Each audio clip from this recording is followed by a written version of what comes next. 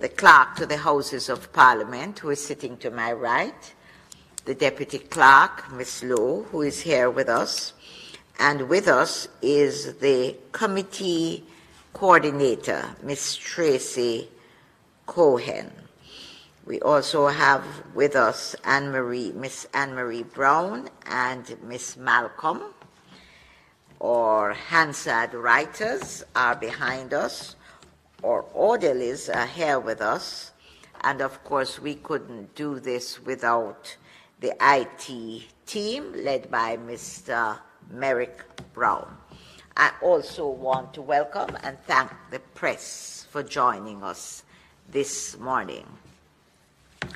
And indeed, it is important and it is good to have members of the press here with us, because today in this Parliament, our deliberations in the committee will mark a milestone and a paradigm shift in governance as we have known it for these past years. It does mark a new era in the life of our politics. And what it really represents is the mantra of government that comes to the service of our people. And I want to say, and I'm sure you'll all agree with me, that this is indeed a very bold move on the part of any administration at all. Because what indeed, in tabling the green paper and the white paper, which was done by the Honourable Prime Minister, the Most Honourable Andrew Holness, on the 20th of June, he brought to table the green paper, which relates to job descriptions for parliamentarians, which are going to be open to our discussions, and of course the conduct of our parliamentarians. And he also tabled a white paper relating to ministers, which is really settled government policy. And what he has asked us to do represents a process. And I want to ensure the public, Jamaica at large, that this committee is prepared to engage in a process, recognizing, as the old saying says, Rome was not built in a day. So it's going to be a process, nothing that we can just jump in and do, because our political and our cultural landscape just cannot be changed in a day. It is a process. I want to repeat it, and I keep the word process is so important so that the public doesn't think that we can come, sit down, write, deliberate, and come to conclusions. It is a process, and what the Prime Minister's asked this committee to do is to manage the process so that at the end of it, the country will have a clear sense of what is required of us as parliamentarians and ministers in government. So, as a committee, we are embarking on change management. We are going to manage the process of the change, and so we have to look at the structure of the task at hand. We have to look at how it's done in other countries across the world, and of course, most importantly, I feel we will consult with civil society or ordinary Jamaican people who we are all elected to serve. To putting together a job description for parliamentarians is not like ABC when you just get up and decide this is what you do and so on. It is, and it's certainly not similar to putting together a job description for a private company, because a job description for anybody elected to serve has constitutional underpinning. And for me, the Constitution of Jamaica gives every single citizen in this country his or her right to offer themselves to represent the people of Jamaica. And so it is important when we are discussing and managing the process of a job description for parliamentarians, is that we are mindful of a number of factors in our culture. We have to be mindful of our colonial past, where you had people who were oppressed, people who were deprived of educational opportunities, deprived of economic well-being. But despite all of that, there are people who have struggled and been sensitive and very mindful of the needs of their Jamaican people. And therefore, as a committee, at the end of the day, it is my hope, and I intend to do all I can as I chair this committee, to make sure that whatever we do, however we deliberate on everything, we do not end up creating a pie-in-the-sky job description that would bar a large section of our population from offering themselves for service. Because, as I said, we have history and we have culture, and many people have not achieved the all that younger generation have been able to achieve, but they have been mindful and they have offered themselves for service and they have served the Jamaican people well. I want to say also that the government, led by the Most Honorable Andrew Michael Holness, has, in mandating and setting this committee in motion, has taken a great leap, which I consider fairless. And I think that the Prime Minister must take credit this morning for this inaugural meeting of a bipartisan committee to help with the aid of the Jamaican people, the input from all walks of society, to create a job description on which our population can rely. And in fact, you know, in doing so, I make bold to say that the Prime Minister is really putting his political capital on the line, because make no mistake, there are still persons in our society who believe that the status quo should remain the way it is. So basically, members, we are here to look at a job description, create something to obtain from our civil society, to hear from our people what it is that they would like to do, and also to create and establish a code of conduct that will show that we are serious about the job of representation. We are serious about doing so respectful of the views of our colleagues, and we are going to conduct ourselves in a manner that is acceptable and at a high standard. Having said all of that, really, it now is for us all as members of the committee to, you can open with your own views as to how we should adopt, and we can, for this inaugural meeting, set certain parameters by which we will be guided.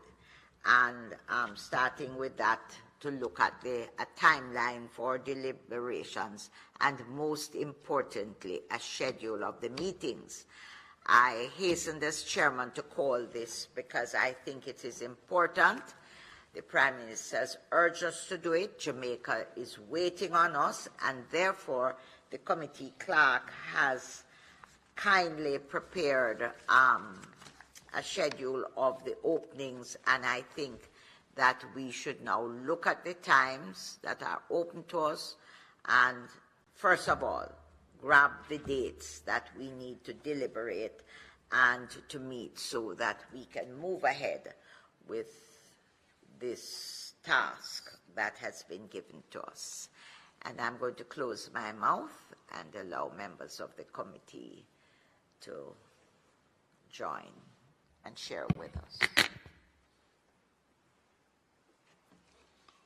Madam Chair, certainly I'd like to make some comment on the point you made, but maybe it would be prudent if we could determine the quorum for the committee, and then we can then comment on this.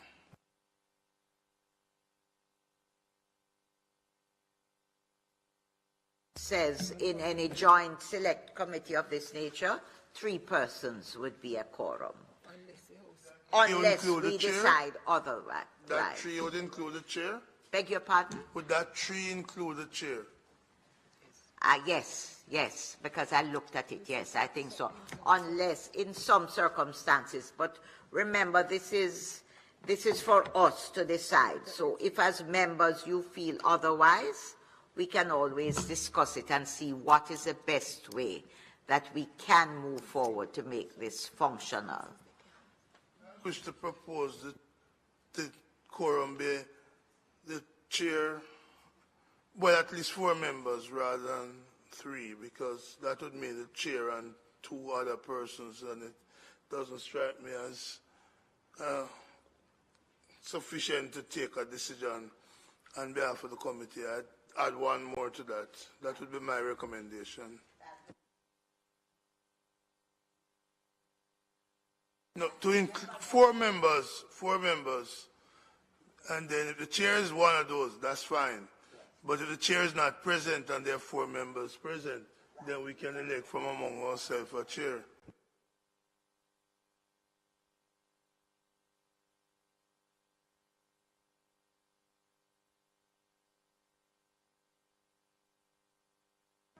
I have no difficulty with that, Chair. No, I support what is being proposed.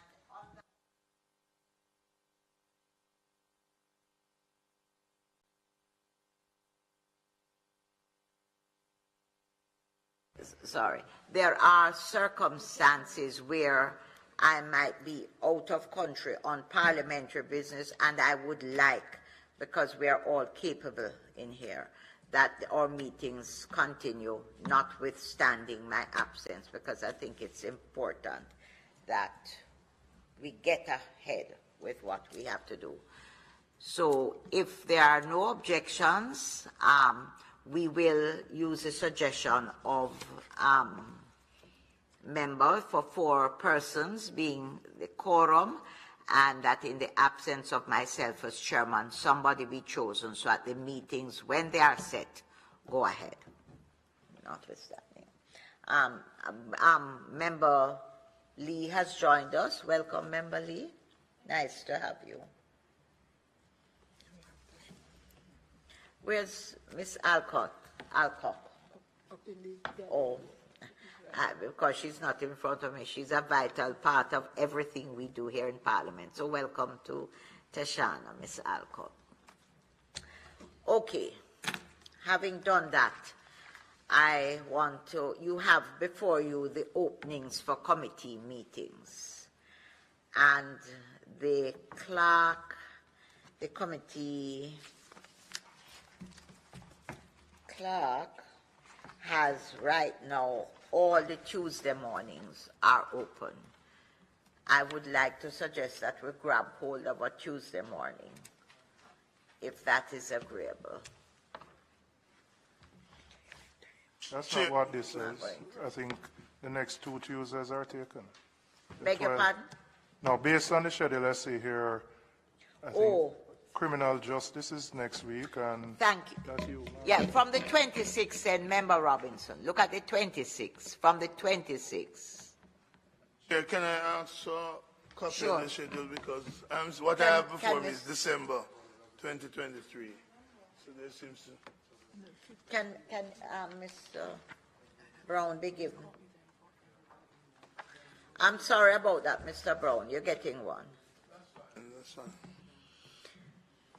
Please let Mr. Brown have it. And while we're doing this, members, can we have an idea of how long you think, what's the approximate period that you think, because that will help us in setting the schedule you think we need in order to, prepare a report that will go.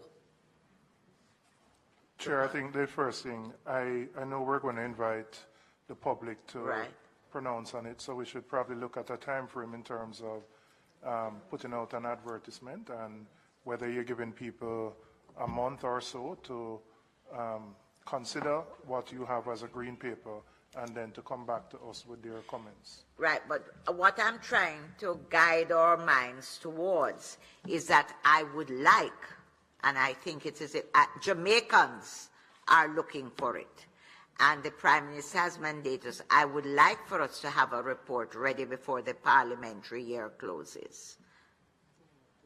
When does the parliamentary year? Mid-February. It's about mid-February. I mean, we can put together what we have so that at least Jamaica recognizes that this is something serious. We've reached a point we can prepare and say there are more submissions we need to take. But at this point, I think it is mindful that we should at least have a report before the parliamentary year. Chair, sorry, Julio. I'm for expedition in doing the work of this committee and making the report. But just before we proceed further, maybe a response to your opening comments and some concerns which would then feed into the agenda, the date setting that has to come. So if that's okay, I'd certainly just like to... Sure. Right.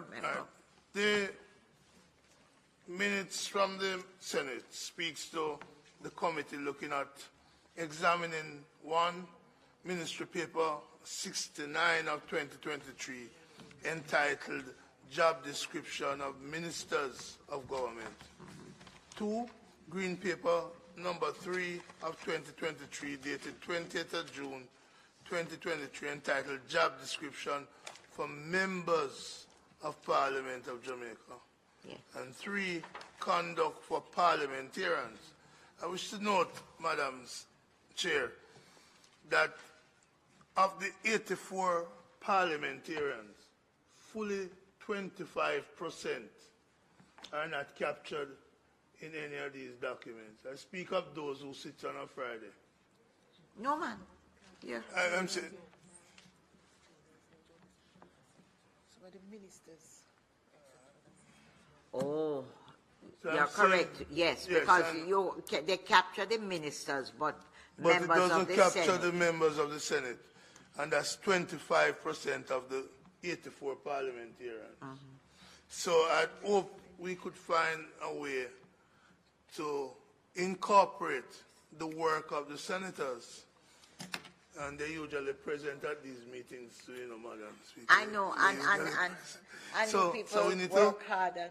find a way to incorporate the work of the senators in what we ask the public to buy into as the job descriptions of the senators. So that the document speaks to ministers of government, the code of conduct speaks to, as is here, to ministers, and only the green paper speaks to members of parliament, and that is to 63. as against the 84. So I'm suggesting we find a way to incorporate the 84 parliamentarians in the work we're doing, and so an amendment may be necessary to the terms of reference to look at the work of the senators. And to that, I'd like to add, Madam Chair, that the committee, as we proceed, seek to inquire whether there are any other Commonwealth country with job descriptions guiding their parliamentarians, and if we could seek and obtain copies of any such job description.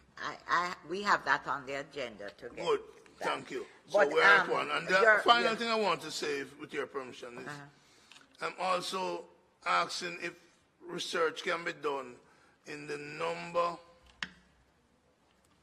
and percentage of parliamentarians submitting private members' bills, private members' motions, and questions to ministers over the last 5 or 10 years. That would be helpful to see what our parliamentarians do and to see whether or not that should be part of the term. So if we got that, if we are able to get that information, it will be useful. Those are the comments I want to. Thank you very much. That's valid recommendation. Can I hear from the members? I think it's very important what the member said about bringing in all of us, the 80 plus of us, to include our senators. So it can be included in an interim report, but I think what the member is saying, and correct me if I'm wrong, is as we go along at this point, we do include the senators from day one. That's my position. Right. And so say all of us, members, any dissenting voice with that? You know, it is not often, Chair, that some of us agree with Senator Brown, especially on a Friday. Tuesday. Today is Tuesday. Yes. I want to share the sentiments, and I look back at the terms of reference, and I agree that, you know, the senators were not included, but I don't think it was intentionally done. I agree with your sentiments, Chair, that this is a very bold move. And we hope and anticipate that we can work through this process, as you have indicated. When I look back on the extract of the minutes, I think for what in my mind is going to be the most challenging is to recommend and plan under 3, the plan of action for the implementation of standards on performance and accountability. Because I believe, in my mind, that is the greatest area of emphasis that is being invited by the public in terms of parliamentarians. And I think it's an area that we have to take some guidance on, because it's not an easy task for parliamentarians to determine, to evaluate their own performance.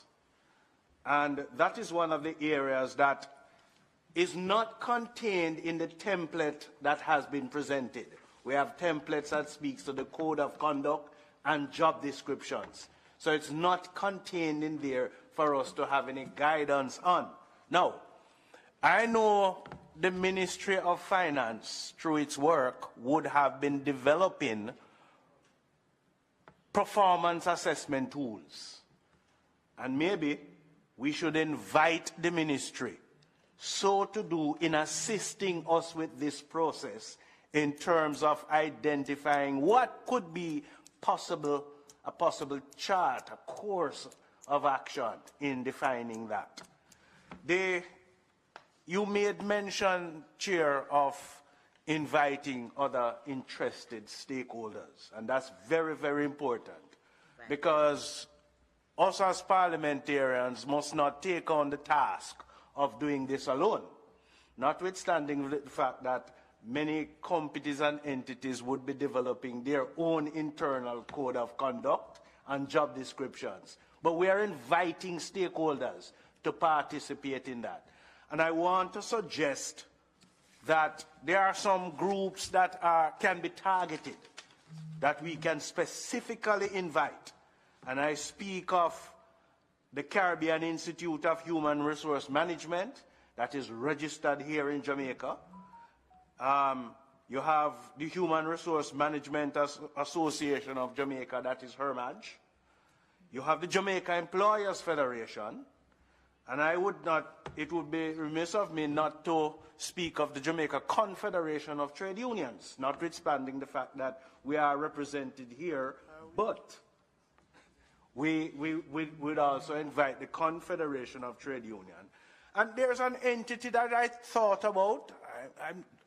I'm hoping they'd be inclined so to do, and that's the Jamaica Customer Service Associations, that measures both internal and external service delivery.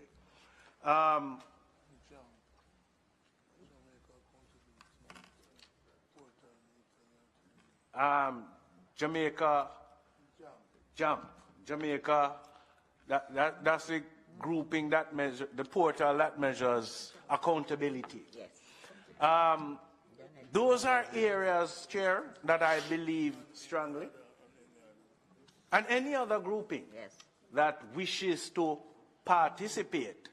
But those are specific areas that comes to my mind that I believe we should target and encourage to participate and to assist us in this particular process. But yes, I agree with the fact that this is a very bold move, and I believe it is setting a strategic target that encompasses how parliamentarians should work, how parliamentarians should demonstrate and deliver, and how parliamentarians should provide service and to be evaluated against such service.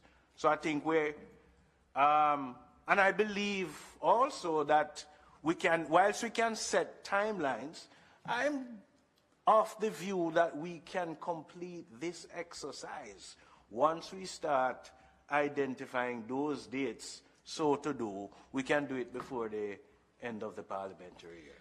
Thank you very much. You have sort of gone ahead of us because I wanted us to grab the dates that are available and agree on them. I want to pause for a moment to welcome Mrs. Holness. Nice to have you with us, Mrs. Holness.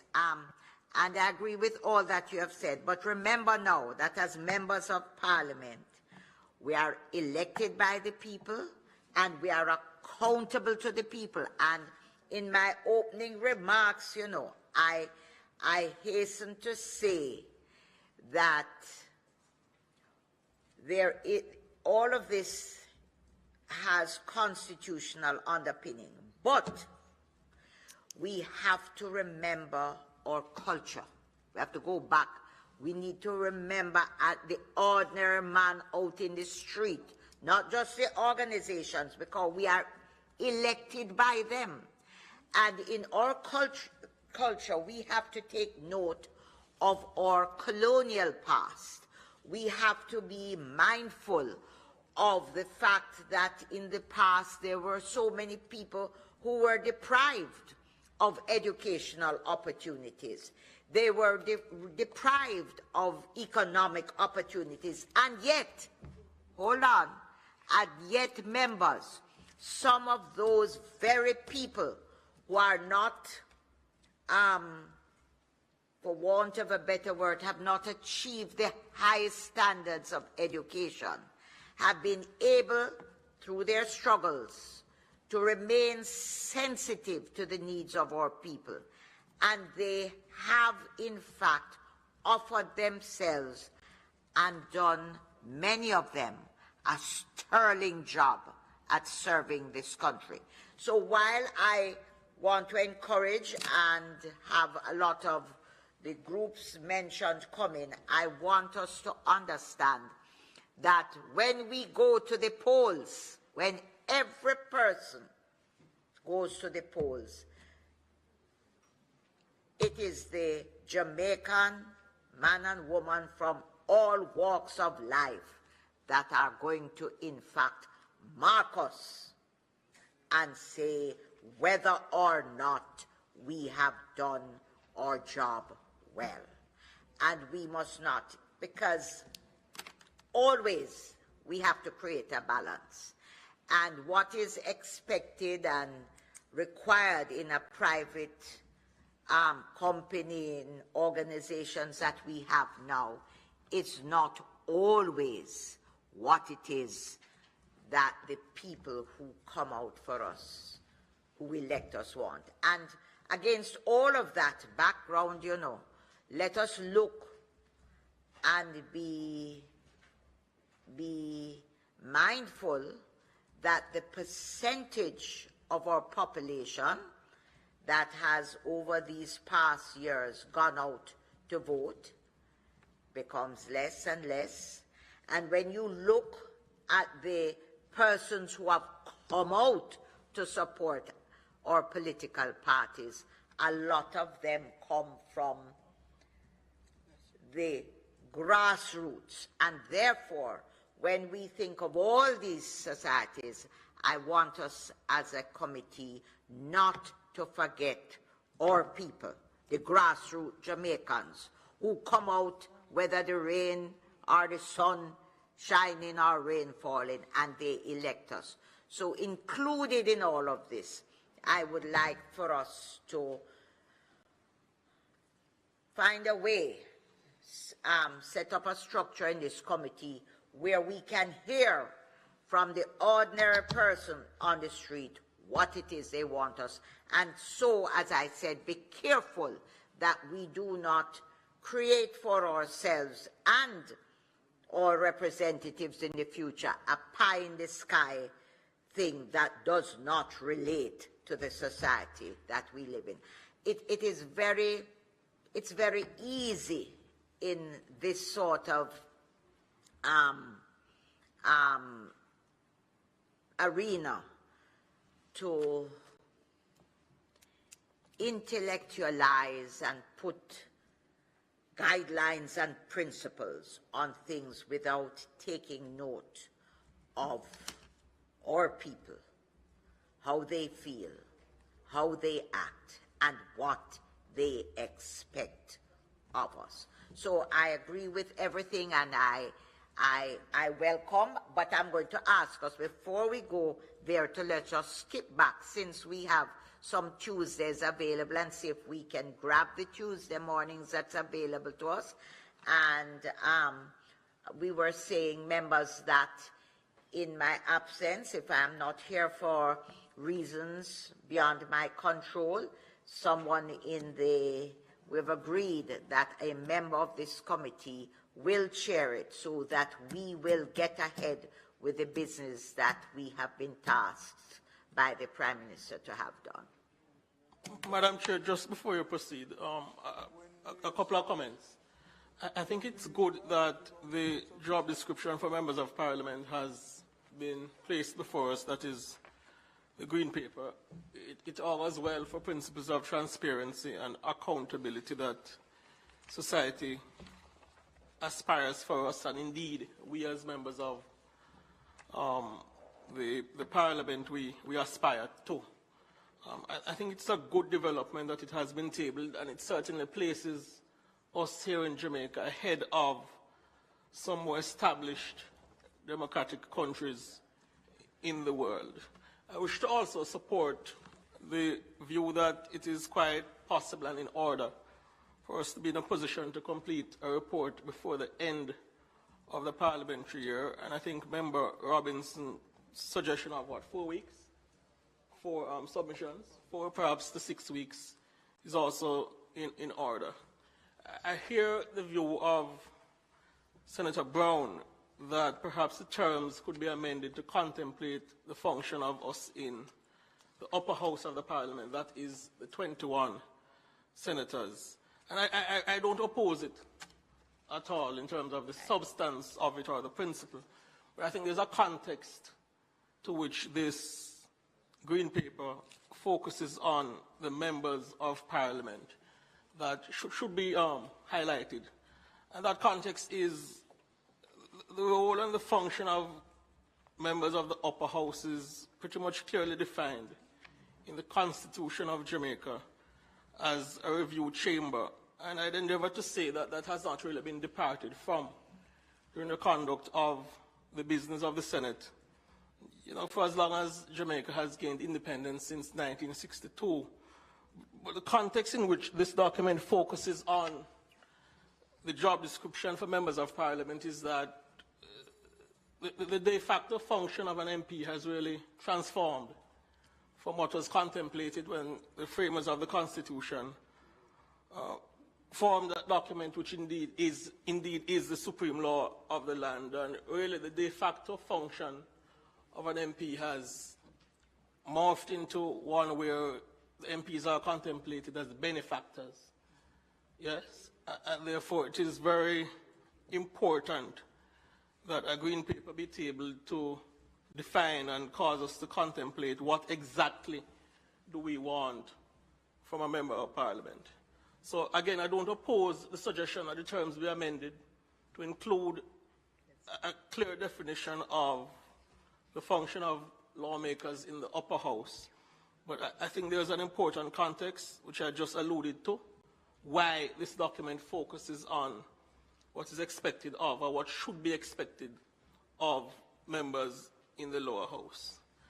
And finally, I note that a document is before us, a ministry paper regarding the conduct of ministers, and a code of conduct, as it were, which has been a topical issue in the public domain. And it is worthy of highlighting that that code of conduct has been around since 2002, to which ministers are obliged to abide by. So it is good that that document is again before us, but I think it must be highlighted that it has been around for a long time. And I speak about the code of conduct for ministers, which was tabled before the Parliament by the erstwhile Prime Minister in 2002. Those are my preliminary comments. Thank you very much. In terms of the code of conduct, that was not really given to us for discussion. It was really put there for, to give context to what we're doing. And I agree with you, because as MPs, we are elected by the people, while the senators are appointed by the Prime Minister and the leader of the opposition. But I also understand where member from the Brown from the Senate is saying, because at the end of the day, you are a review chamber, but we want everything at the end to be presented. And in the words of the Prime Minister, he said, so that the country can have a clear sense of what is expected from us as a whole. So maybe, Chair. Yes. Yes. Thank you, Chair. Just to give some preliminary remarks as we go into setting the framework for moving forward and looking at our dates. Firstly, I want to join with you, Chair, and our Speaker. I definitely think this is the sort of game-changing and transformational work that we have before us as a committee, and I think the government has taken a significant step in the right direction, led by our Prime Minister, to ensure that we have at least a framework to start the discussions on the job descriptions of members of Parliament. And clearly, I think that will help all of us to sort of, whether we manage expectations, to help people coming into the profession in relation to responsibilities, to especially develop a sort of framework for assessing performance. I think that may be the most challenging part. but it will take tremendous work from all of us. So I agree with you, Chair, that this is transformational by nature. I hear Member Brown, but I'm a little bit more minded with the viewpoint that Member Fitzhenley put forward. And I'm a little worried, Chair, what I don't want us to do. I believe that, as you have said, I would love us to finish this work by the end of the parliamentary year. And I think if we focus our energies on the job descriptions for the MPs and try to determine, based on the TOR that we've been given, to have a report ready for that, I think that should be our primary focus. I take the point, and I think Senator Brown is right, that there may be some work that is needed in refining the role of a senator. But I would want us, it may become easier to do that when we've finished this work, right? And I do believe, in terms of the role that the public plays in choosing their members of parliament, that this work is the one that has to be prioritized and that we should treat with first. I agree with Senator Brown in relation to trying to see what other parliaments have done. And I think it's very important that we never lose sight of the fact that there are parliaments that have put in frameworks to assess performance. And I think it really is for the parliament itself to establish a framework that the people are okay with, agree with, and not leave it up to other parties. And I think that is very, very important. And you made a strong point. Sometimes we lose the point that there is an overarching accountability framework that is set by the people who ultimately decide our faith, right? What we are looking at is, one, having a clear framework that guides us throughout that term of performance, and also looking at what happens along that journey until you go back to the people, right? So I think it's very, very important that the parliament itself develops this framework and that we look at what has happened in other parliaments. And clearly the UK parliament has done some work in that regard. I join with Member Robertson. I believe we have to have a public call. And I think 4 weeks is a good time period to give people the opportunity to comment. You know, I wonder, Chair, and I'll put it out there, whether we should find some time to have public engagements. I definitely want to on the job descriptions. You know, some years ago, even before I came into political office, I was a part of a process where a joint select committee at the time decided to have town hall meetings and engage the public directly to hear from them. You know, I think it's very important that we get the public's view on what they believe the role of an MP should be, ought to be, because ultimately they judge, they decide. So they really should play a part in telling us what they're looking for. Whether it is that, for example, MPs need more autonomy in relation to resources or less autonomy in relation to resources. That's always a discussion that's had at a very theoretical level, right? But what are the people on the ground saying? What role should the MP play in the decision-making process regarding infrastructure projects, things of that nature? I think we have to hear from the people. So I would suggest, Chair, that definitely during this part of the year that we probably take some time and see if we could organize some town halls and go to the people. Finally, there have been some reports that over the history of our parliament that touch on concern various elements.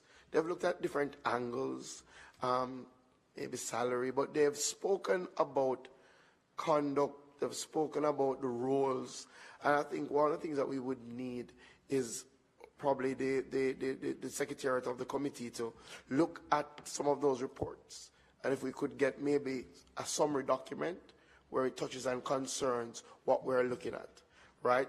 So that we have that as a part of our guiding documents in looking at this. So, Chair, I look forward to participating in what I see as significantly transformational work, and I'm very happy that the Prime Minister has led us down this path, and I hope that by next year, February, we have a comprehensive report that really takes into account the voice of the people on this. I thank you. I think we're all, somehow, all the voices that we've heard this morning are saying the same thing, but in different ways. The one thing that has stuck out at me first is whether or not our first order of business should be our town hall meetings while we wait for the reports from the more organized groups. Because as the member has highlighted what I said, we are elected by the people on the ground. So we need to hear, and they don't always, I said we have to look at our culture. They are not always inclined to place in a report how they feel, but they will tell us. And I think that is what is so important to us. So probably we could look at an agenda where we could send out, as Member Robinson said, to get the views of the various agencies, and at the same time set an agenda to start our town hall meetings. And when I say town hall, because this is so important to us as members of Parliament, we don't have to go to a town hall. We can use like an area meeting, and each of us take people from our own constituencies and meet, so that at the end of the day, we don't just do town hall here and some people get left out. We look at a group thing, and as members of Parliament, we use the funds at our disposal to help to transport a group from our constituencies to such a meeting, so that you get the voices of everybody involved. Well, I want to come in to wait a bit, Chair. You look forward to coming? Coming to wait a bit, yeah. Oh, we look forward to having you, We look forward to having you. We look forward to having you. So, members, can we turn the page and go back and see if we can grab some dates now where we are looking to do that, because we have to hold on to the dates that are available. The Tuesdays are available for us, Tuesday morning starting the 26th of this month. Prior to that, the next 3 Tuesdays are taken. But we have all the other Tuesdays, and while we're looking at the Tuesday mornings, how can we look at dates for these meetings, which probably we could do on a weekend? Speaker, yes, through you, Chair, since we would like to be very efficient in executing this task, and Tuesdays are booked all the way from the 12th, when Parliament commences, down to the 26th, and individual groups would require some time to put together their submissions. It would be good to have the request for those submissions made now, so that by the time we get to Tuesday, October 3rd, 10th, 17th, 24th, and 31st, which are available, we are able to lock in, and we are now coming to meetings having garnered some amount of information from the public and having given adequate time to various interest groups to prepare their written submissions. Thank you very much. So, Ms. Cohen, we'll send out the requests to the groups so for them to be ready for 4 weeks? 4 weeks. And while we wait on that, can we get some assistance in scheduling some meetings with the ordinary person on the ground, the everyday man and woman that's in the constituency, that elect you and have expectations, so that when you have the report, the various papers from the organizations, we have to balance it to see how it ties in with the people who actually elect us, because a lot of the people who prepare these reports don't even come out, some of them, many of them, on an election day, and we have to be mindful. Well, it's obvious, because the percentage of people who vote keeps going down, and as members of Parliament, when you go in your constituent election day, you tell me who it is you see standing in the rain or standing for hours to put their X where they want to put their X. So I thank you, Member Holness. We're going to do that, do the request right away. I want the input of everybody now, how we just approach. Just a point of clarification, Chair. Yes. I don't think you intend to say it, yes. but it could be interpreted that way, that those who do not vote aren't citizens of the country and therefore entitled, let me finish please, and therefore entitled to participate in this process. I don't think that's what you intended. No, I certainly didn't. And certain people could draw that conclusion from how it came across. Yeah. So I'm happy that you are saying that's not what you intended. That all citizens of Jamaica would be allowed to participate in this committee if they so desire. Yeah. That's what I'm understanding to be saying. Thank you very much, Member, because it's very easy to misinterpret what any politician says, and I certainly didn't mean that. What I want to emphasize is while we include everyone, we place emphasis and remember the people who go out. That's all I'm saying. We don't want to just lend ourselves to the groups, but we want the person who can't write and put a paper or have the time or the wherewithal to come to be included. I certainly, and I thank you, Member. Should we put the ads for these papers to the public in general in the Gleaner? How do you propose? Do a general ad in the Gleaner to the public at large? Let me hear your voice, the Gleaner and the Observer. Plus social media, and just ensure that the draft documents are approved here. Yeah, no, they are put on the parliamentary website so that the persons who are doing the review can look at the documents. Right. But both newspapers plus social media. Social media. Yeah. And that all the documents are put on the parliamentary website. I was wondering, Madam Chair, whether we should contemplate. So it means, one second, it means therefore, Member Robinson, we are not going to limit the information we receive from the groups that have been named. We are going to the public at large, right? Very well. If they so feel, they put their thing in. Everybody has a chance to put something in. Sorry, Member. There's a cohort of Jamaicans who are not on social media and perhaps aren't fond of reading the newspapers. So therefore wondered whether we should engage as well in the advertisement, another section of the electronic media that is perhaps radio and TV as well. Yes, thank you very much, yes. We are a very visual society, yes. Yes.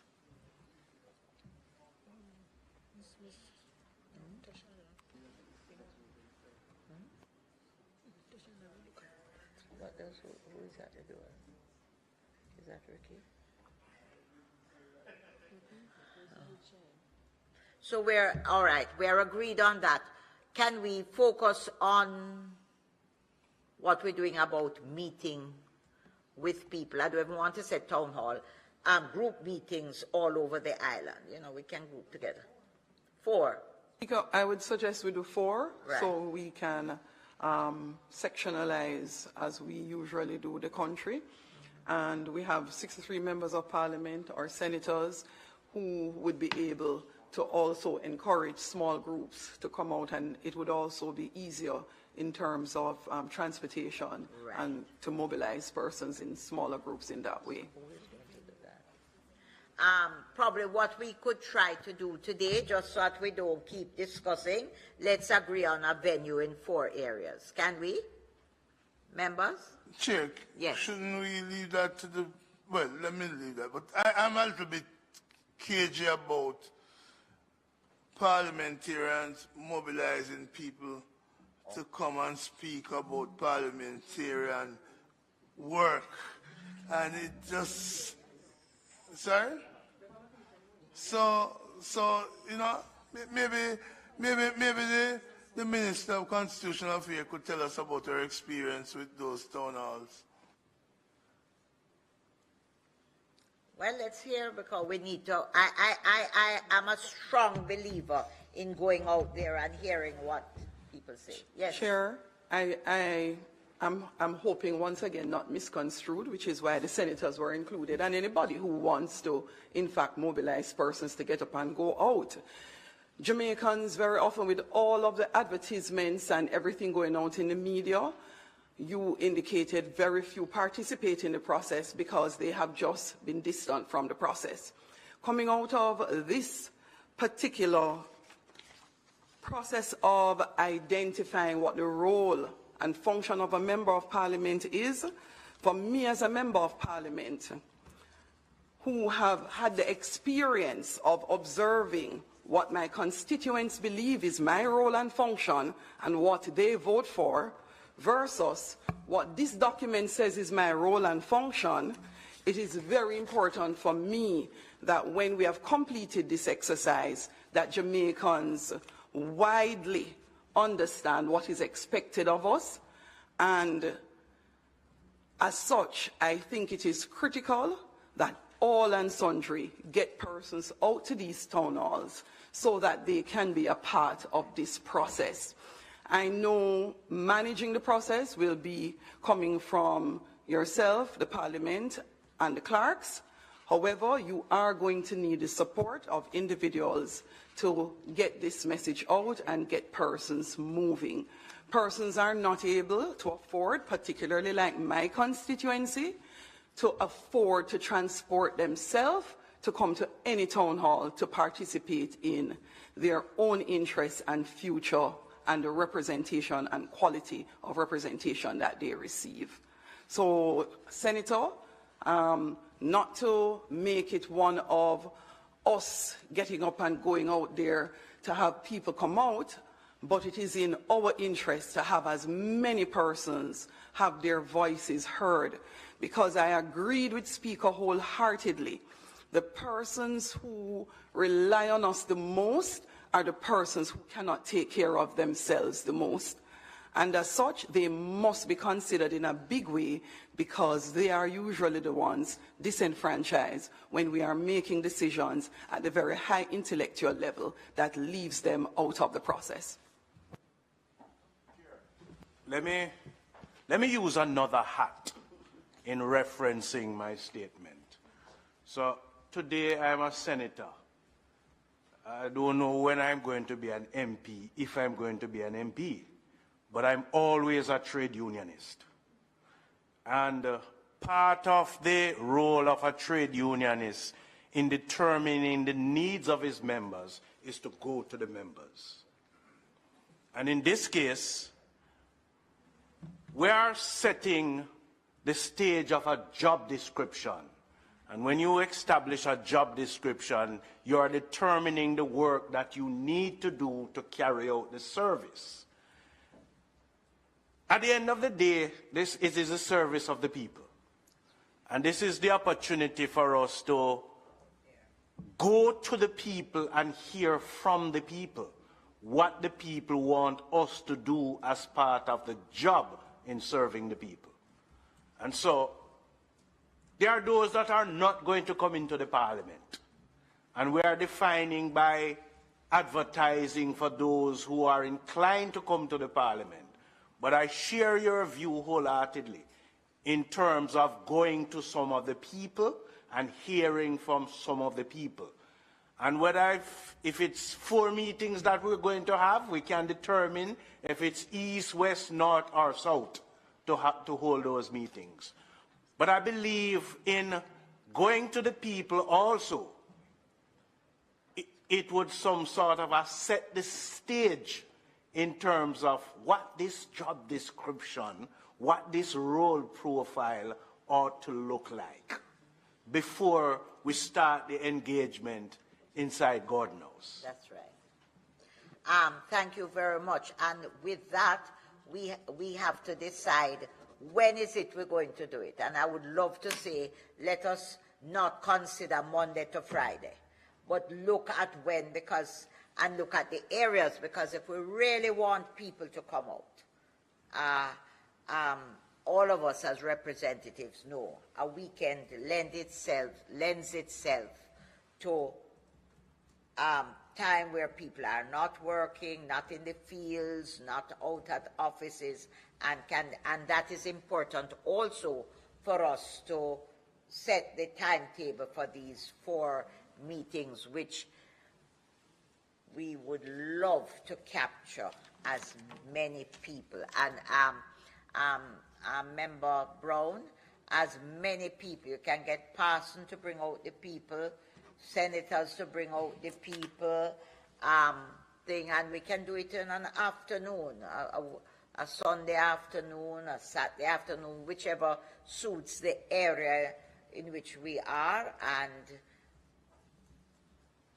I was about to say, Madam Chair, even as we contemplate the dates, regarding the very useful suggestion of a town hall, I think often the perception of parliamentarians is affected by how some of us speak about our colleagues, and a suspicion that is cast. I see nothing that should preclude a member of parliament from being part of the process of organization of attendees at the town hall.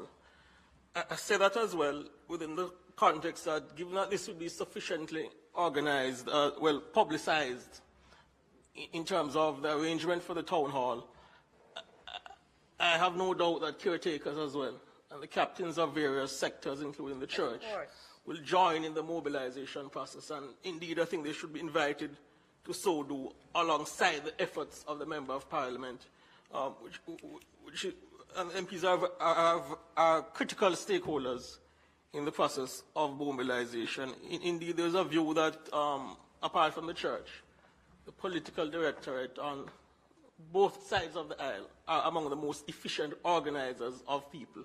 So, in so doing, we'll get a variety of views, and all views will contend.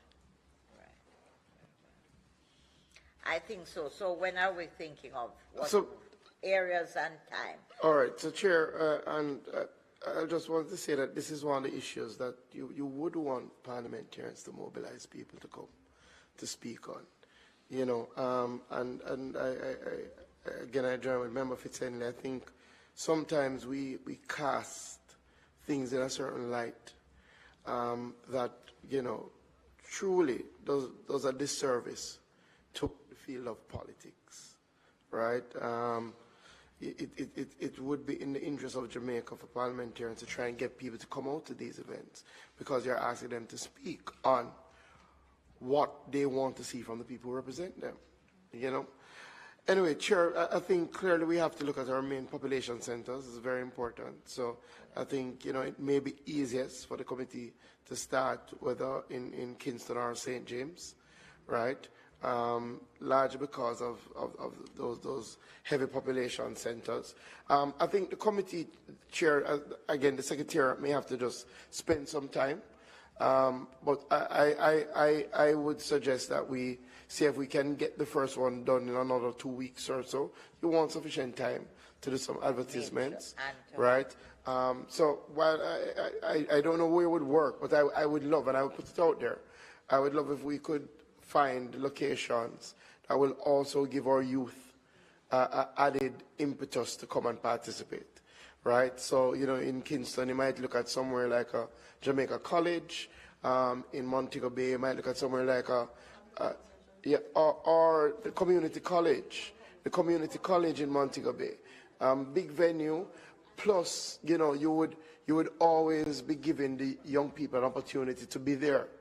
You know, school has started, and I'm really looking forward, I must be honest, to hear what the youth have to say on the concept of the job descriptions. So I also want to suggest, Chair, that I know that we have called the names of some organizations. There are a number of youth-led organizations or secondary schools council.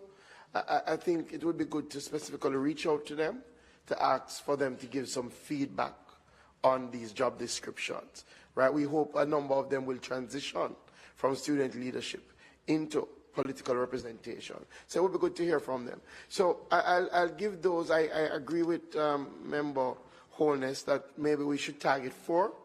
We probably also could formally write to the MPs encouraging them to have their own sort of localized consultation to get some feedback to give to the committee, those who deem it necessary, because it might be good for members of parliament to have a sit-down session to hear. Because, again, the information about, remember, we have a working document.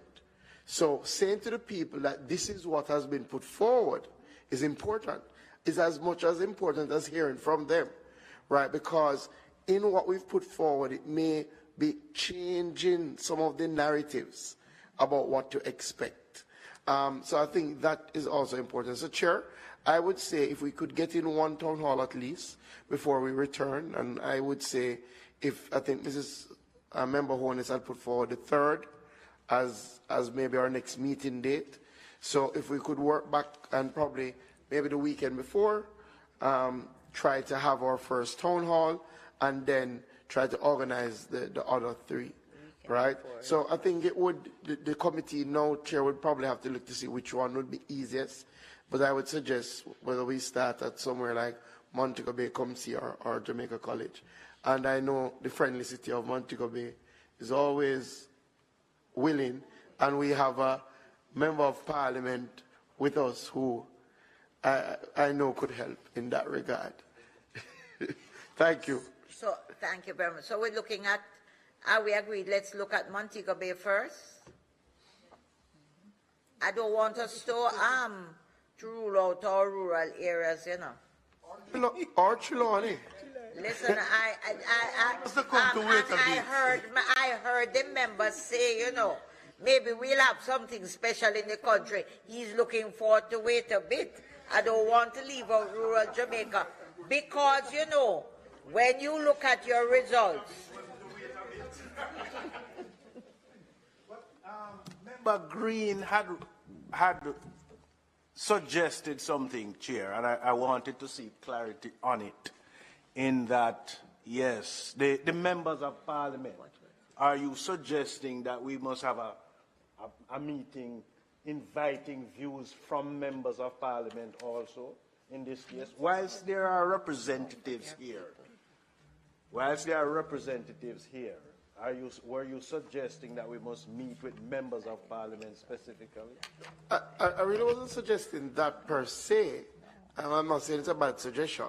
Well, yeah, it's not that bad, but what I was suggesting more so was that it may be useful if we say to the MPs that they should seek to engage their constituents on this document. Yeah. So that if there are views from their constituents, then the MPs could submit that view to the committee. Right? Clearly, the MPs who are here, there's sort of a responsibility to kind of engage widely with our colleagues as well, to hear their viewpoints and to give it. But I think it may be useful also if we say to the MPs, engage your constituents, share the documents with them, right, and get feedback from them. Because again, this is one of the few things that will impact everybody who engages in the political process. So that was my suggestion, member. Okay.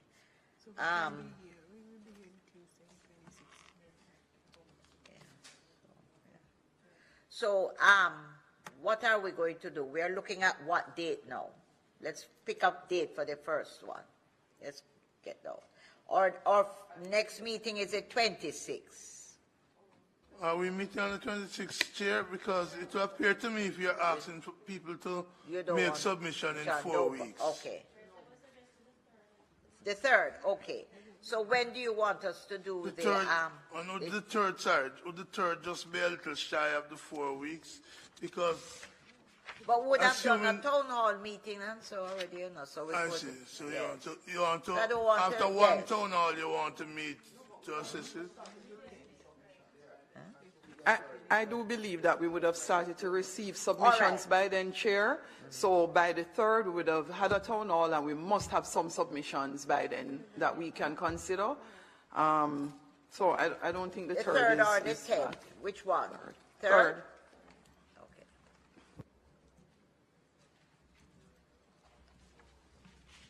So now, what date are we looking at for the town hall meeting, and where we're starting?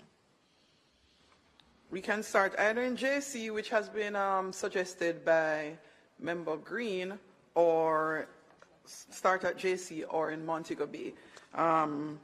The latest possible date would be Sunday the 30th or October 1st, Saturday the 30th or October 1st, which is Sunday, or the week prior, which would be the 23rd and 24th. The 24th I would be is happy not bad. for that, because the clerk, myself, won't be here as of the 28th, so I'd love to be a part of at least the first So the one. 23rd, 24th weekend is good. Right, so it would be the, what date we're looking at? Saturday is the 23rd and Sunday. Sunday the 24th?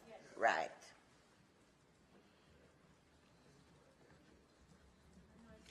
And we're thinking JC, 24th. And we need a nice, for all our schools in the, so for JC the 24th, we're covering what now? Kingston and where else? Kingston, let's see where we're covering. Because, hold on, we can, when we decide the area that we're covering, at least send a message to the schools in that area, because you might have principals who are interested in taking people from that, the churches and so. So what we've agreed the 24th, Sunday the 24th. Let us now agree the areas that we are covering. That would be Kingston, St. Andrew. What? How the counties are.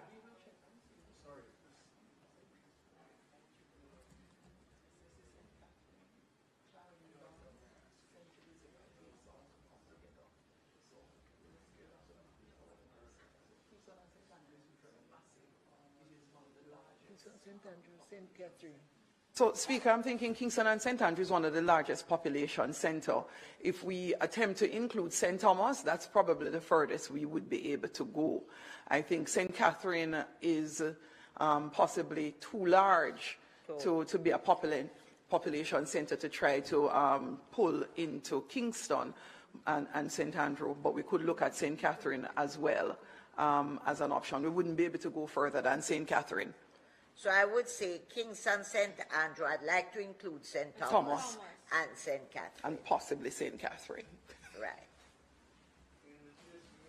Yes. JC. What do you think, Mr. Brown?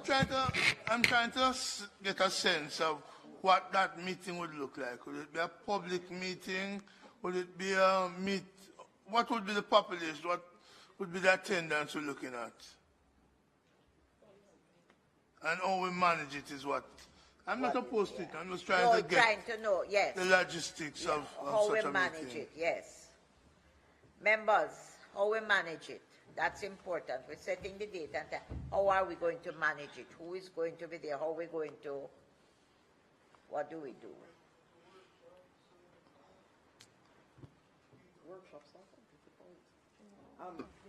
Workshops would be a little difficult. I understand what Senator Brown is asking in terms of how would it be managed, but I believe, as Member Robinson indicated, sharing with persons the green paper, the churches, the schools, they would have an appreciation of what they are coming to discuss, an idea as to what they are coming to discuss. And I believe the usual town hall setting of having still a discussion with those present and then allowing for question and answers and suggestions would be a mechanism to be used to facilitate. Or we don't, from my mind, because it's such a large route, cut out the presentations and go right into recording what it is, the broad question. What do you expect of your MPs? And if they record everything, don't bother with our presentations, because we are here to hear what you have to say. And once it is recorded now, we can then play it back to ourselves and see what are the themes that come out. You have somebody go through and see the themes that come out of what people are saying. Because the Jamaicans will tell you what they want from their MP. They know. So when you get it, you can log into section. You find that a main theme is that we want this, a main theme, and we have it. Ideally, Chair, for a meeting of this nature, you don't want to have a meeting where you are going to talk to the people. No. You want a meeting to invite comments and recommendations from the people. So we'd want to have someone there who can moderate and have this type of fluid engagement, garnering the response from the people, because we would just be there to listen.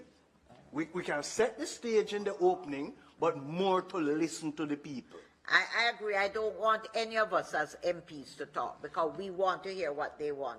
So we look for a good moderator, somebody from the press, somebody who can. And the important thing is to have it recorded so that you can look back afterwards and pick out the themes that come out at us. Chair, the idea wasn't to have a long talk shop, but we have to set the context. It cannot be presumed that everybody knows and understands fully what we are there about. So very briefly at the beginning, if it's a moderator, someone who just sets the context of what the role and function is, well, what we are about, trying to prepare a job description that some suggestions have already been made, put it in summary format for them, and then for them now to take over the discussion from there. Good, or moderators could well come from the Senate, people who are not parliamentarians and have an idea, and we can put it together that way. Or the press, as the press. We don't want to, as parliamentarians. I wouldn't like for us to do it. Let's think of the moderator, because I don't want us to cap what it is we ask. We want to hear, as you say, what comes at us, and for it to be recorded, and then for us to pull the themes from it. Probably we could ask the committee clerk, when it's finished, for them to go through and just pull the themes, the main themes that come out that can be brought to our meeting as to what are the themes that came out of. Could I suggest that we ask the chamber, the council of churches, to nominate a moderator? They tend to be good at. You think they're good? Yes, I think that there are pastors out there who are good at moderating these things. And yeah, well, we can spread it around. In some cases, we can use that council of church. Some cases, somebody from all over. We can consider that and ask all of you as members to indicate to the clerk suggestions as to a moderator, and then we decide. Indicate to the committee clerk or to the clerk to the Houses of Parliament. Throw in your suggestions. Again, Madam Chair, I'm not opposed to other stakeholders being asked to weigh in on who the moderator is, but I really don't think it's beyond this committee to contemplate, consider, and come to an agreement regarding who that person will be at the appropriate time, perhaps at a later date. Right. Concerning the matter of location for the fora where the views of those in the Kingston and St. Andrew local will be received, I wondered about, and I'll defer to my colleagues on the committee, contemplating the factors of availability, cost, and the numbers we are expecting. I wondered whether the National Arena perhaps would be a better location as opposed to Jamaica College. I don't know the views of my colleagues on that.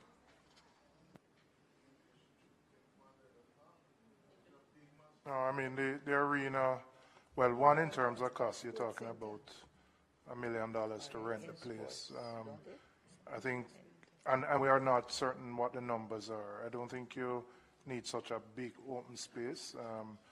JC can hold, well, I'm not sure, the couple thousand can hold comfortably between downstairs and upstairs, and it's comfortable. I would start with a smaller location, which is easily accessible on a main road, rather than go to the arena at this stage.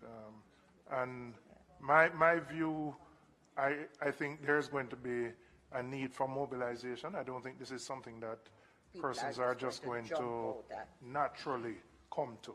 No, I don't think so. They will express their views in different ways, but I think they're going to have to be encouraged to come to a forum like this. So I would start with a small with the JC, yes. Okay. We're going to start with JC, I think. We have agreed on that, and I ask all of you as members to indicate to the clerk, to the committee clerk, Ms. Cohen, who may have suggestions as to a good moderator for the afternoon. So, members, hold on. Members, nobody has a birthday on Sunday the 24th or an anniversary, all of us here.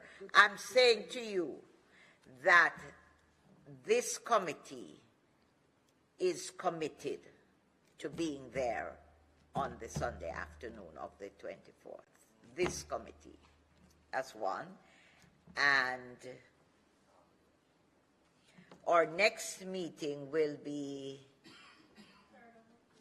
the 3rd of October, and I will not be here on the 3rd of October, so right now we can agree that the meeting will go on, and can we have somebody from now, I don't want, who will chair that meeting? May I have a volunteer? Right, okay, so Mrs. Holness, right, Mrs. Holness will be here on the 3rd, Tuesday the 3rd, to chair that meeting. I don't want us to fall flat. And after the Tuesday the 3rd now, members, when is our next committee meeting? I think you would have received a number of the submissions. The committee clerks would have to do a kind of matrix. Right. So it might take them maybe a week or two. Right. So you want to look maybe mid-October, 3rd week in October? The 17th of October. October, okay. All right. So we have the 17th of October for the next meeting. Book the 31st at the same time. Just so that we hold the 31st. Right, so that nobody takes this. This is at 10 o'clock. The 17th, 10 o'clock, the 31st of October, and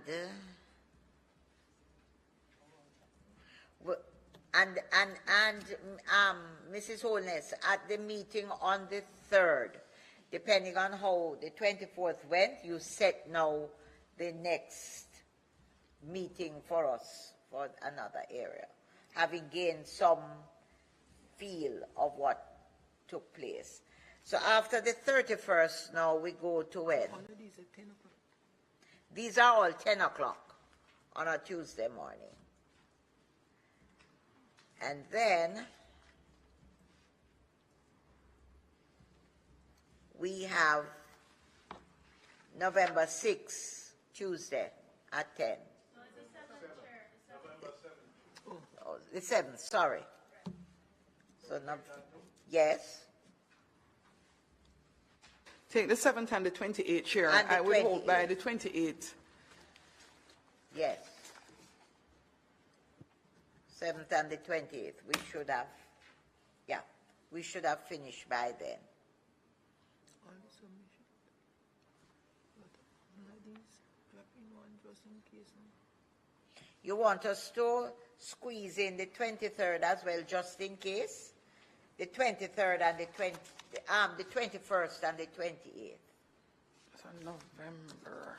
So after the 7th, then the 21st? Yes, Okay. and then the 28th. That sounds very good, Chair.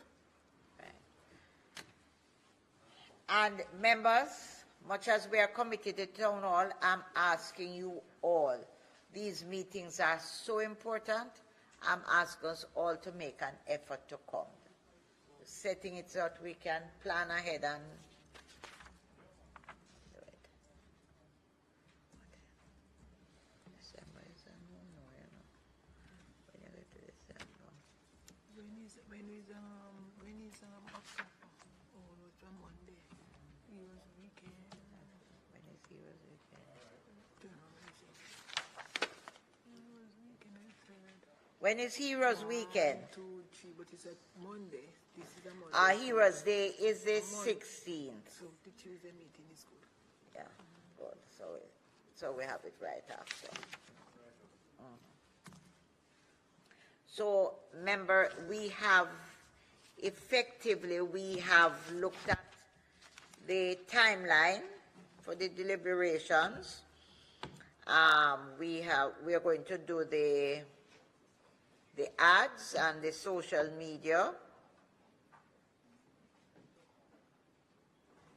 And I think we can leave bringing in experts also after we have garnered from the public meetings and the papers that come into us. We can take it from there as a guidance.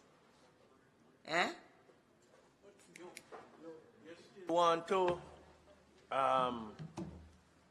let them know that they are being invited. Everybody. Specific. Yes, man. Yeah, everybody, you know. Yes. But I'm just suggesting that there are some groups that you want to specifically invite their appearance.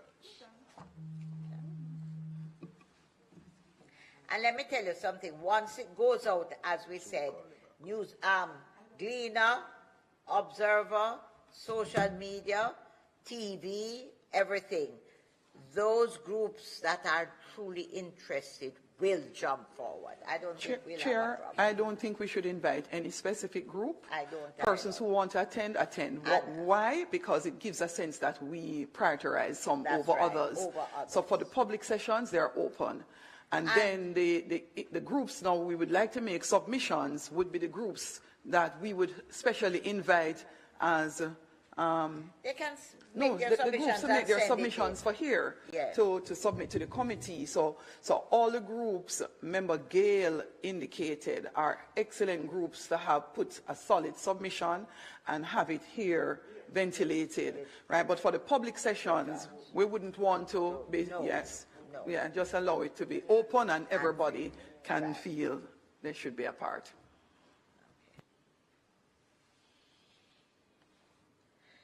I know I'm going to get into trouble for one particular thought, but I'm going to just say it anyways.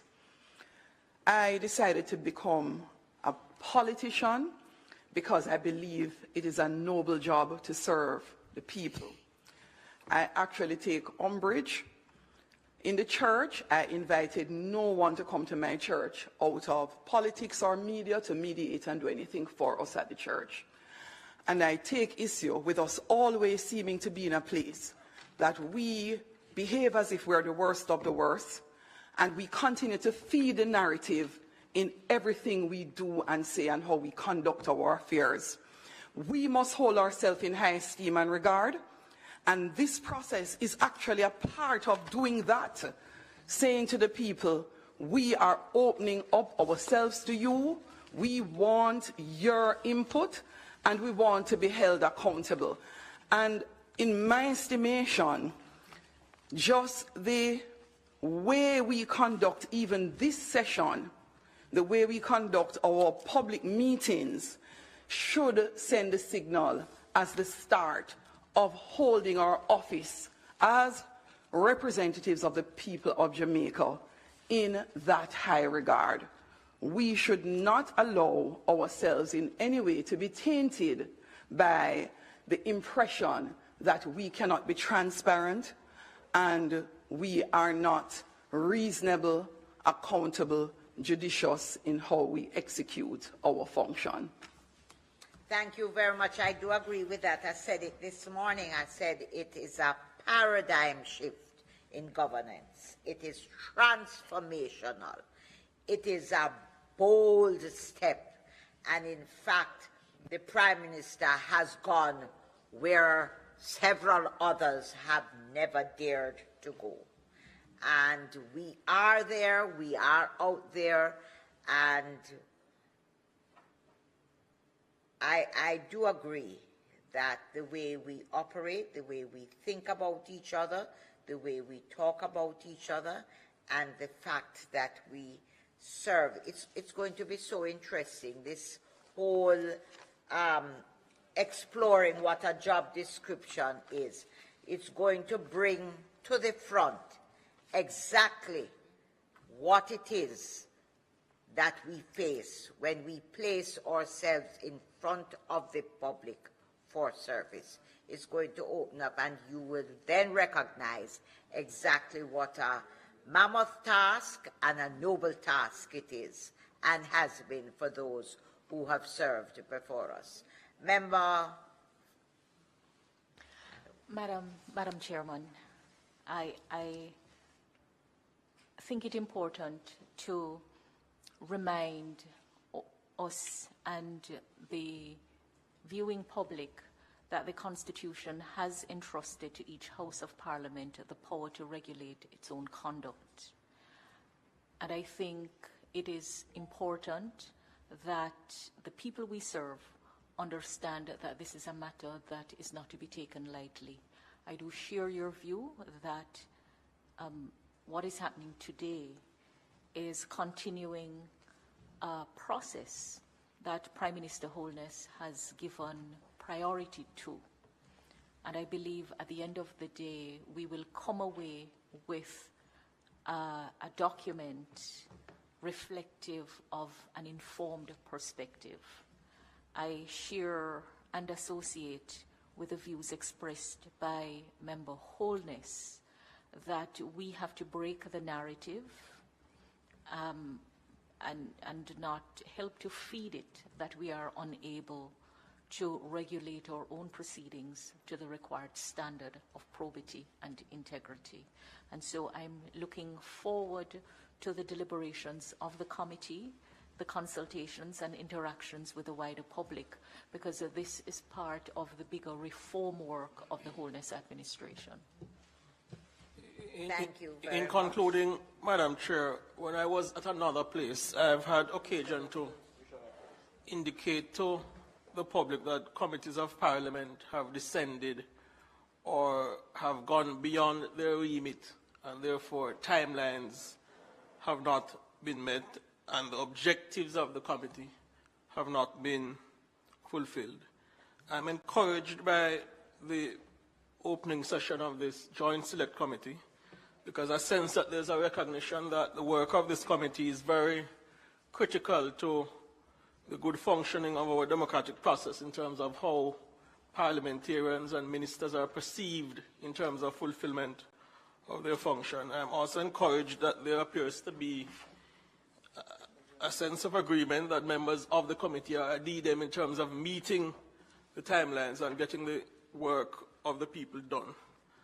I think we're at an important juncture of the democratic process in Jamaica, and advancing the work of this committee in a sober and expeditious manner is critical to advancement of the process. Those are my concluding comments. I think we have covered the date of the next meeting, and it seems that we have covered all the procedural issues, Madam Chair. Maybe we are now at item 8 on the agenda. You know, and I reserve my comments for how bold the decisions were. I want this to be a very good meeting without contention. Thank you very much. In concluding, I just remind us that the members of the committee were named on the 20th of June in Parliament, and I think the 14th of July in the Senate. So it is timely that we act with haste. We have been given a mandate, and I think we are comfortable that we are all committed to the task ahead. I want to thank you all very much for coming, and I look forward to our next meeting. First of all, look forward to the forum on the 20th, where we will all be present, and to our next meeting, which will be chaired by Mrs. Holness on the 3rd. And I encourage us all to ask everybody to mobilize for the meeting on the 24th in whatever way we can contribute to this. Let us do it, because we will have failed if we do not hear from the people what it is they expect us to do in our jobs as parliamentarians. Thank you all very much. Meeting adjourned.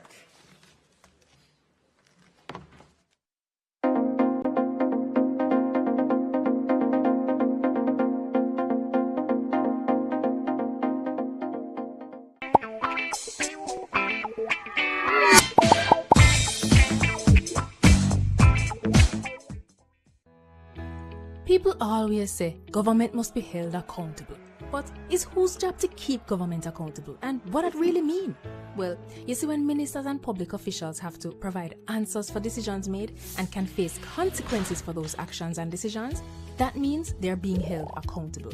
Keeping government accountable is a key responsibility of our elected representatives, and the Parliament provides special tools or mechanisms just for this. As citizens, we need to understand how they work so we can play our part to ensure that the members of Parliament we elect are using the tools and doing their job well. Here are 4 of the primary tools you should understand and talk to your MP about. Tool number 1, Minister Statements. To effectively monitor the government, MPs need to stay informed. Every Tuesday when Parliament sits, different cabinet ministers are scheduled to give an update on decisions they're making on our behalf. These updates are called Statements by Ministers.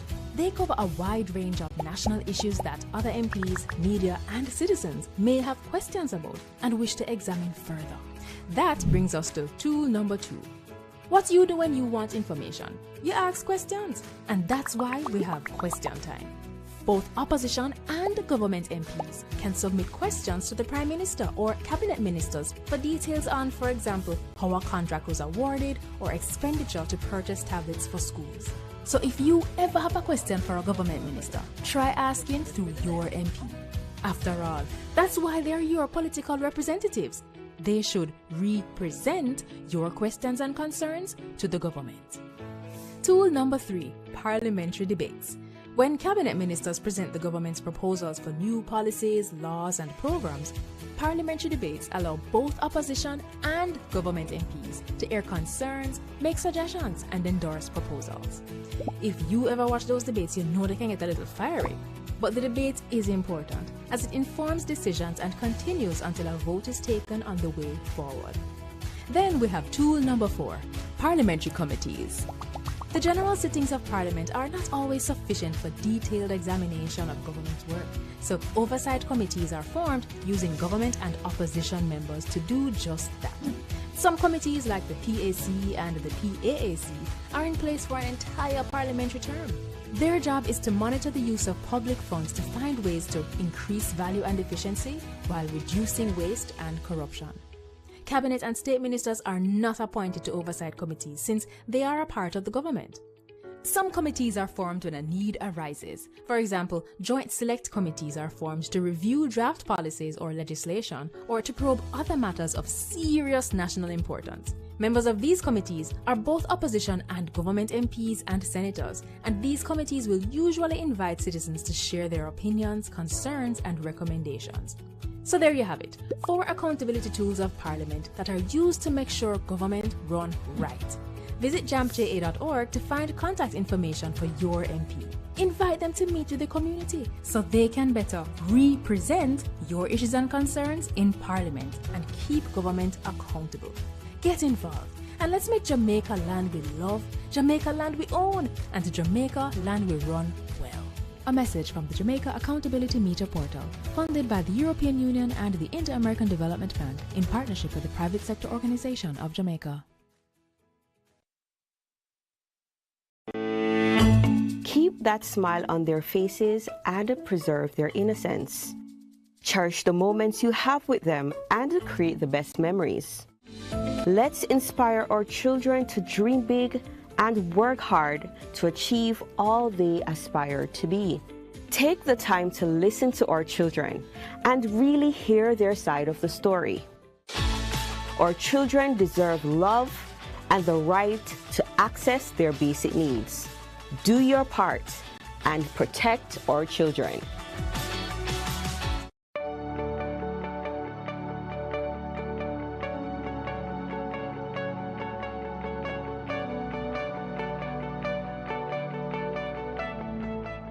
Since the start of the year, I'm pleased to announce that we have seen a 14% reduction in road fatalities and an 8% reduction in fatal crashes. It's too early to celebrate, obviously, but we acknowledge that there is a reduction. It's not a marginal reduction. 14% is a significant reduction. We are 110 days already in the year, but we have seen over 120 deaths. So it's a significant number of lives lost, but we have saved lives, obviously. It is clear that certainly the actions that we took last year is a change in behavior. That will take time, we acknowledge. And like all other human endeavors, you can encourage people for them to aspire to do better, but sometimes enforcement is also necessary so that people see the penalties and the disadvantage in breaking the rules.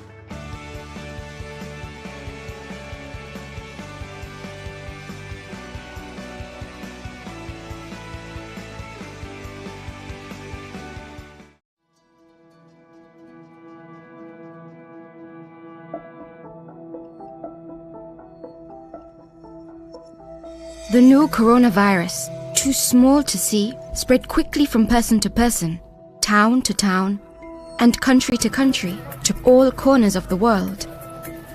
Any one of us can catch it, spread it, and get sick. When a person infected with coronavirus breathes, talks, coughs or sneezes, tiny droplets with millions of harmful viruses spread into the air and land on everything nearby. Without realizing, the viruses enter our body. We breathe them in. They land in our mouth, nose, and eyes. And we pick them up on our hands, then touch our eyes, nose, or mouth. In these ways, the viruses enter our body and infect us. Most people don't get very sick with coronavirus.